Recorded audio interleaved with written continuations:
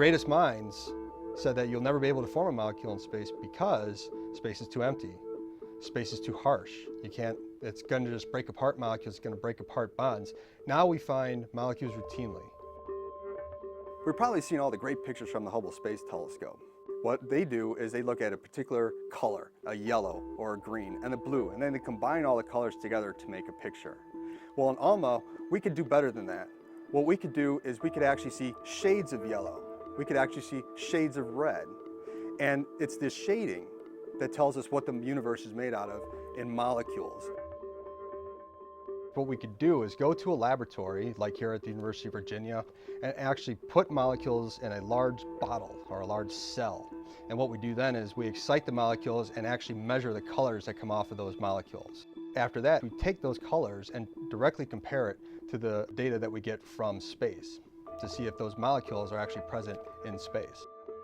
So what you see in front of you, all these little bumps and wiggles, these represent the shades of color that I was just talking about. We know exactly what this molecule is because we put that in our laboratory cell, so we know what molecule we're looking at, and we were able to identify that molecule by all these little bumps and wiggles. We then took ALMA and pointed in the direction of Orion, and we're able to take some data there. And when you put the laboratory data right on top of the data from ALMA, you see an exact match. That is exactly how we know that this molecule is sitting in the Orion cloud over 1,000 light years away. And it's basically the sensitivity of ALMA that allows us to do that. It is so sensitive, it can actually see the traces of these molecules in these clouds that are over 1,000 light years away. How common then is the chemistry on the Earth found in the galaxy? There was always some idea that the organic chemistry, the molecules that contain carbon, nitrogen, and oxygen, the Earth had to be very, very special in order to drive this organic chemistry to form big molecules, big organic molecules like RNA, DNA, proteins, amino acids. Not so much. The universe is doing this naturally. It's forming these molecules naturally in these very harsh environments of space. And this is what we're able to find out with these observations that we did with ALMA. Our group averages at least one new molecule detection per year for the last decade.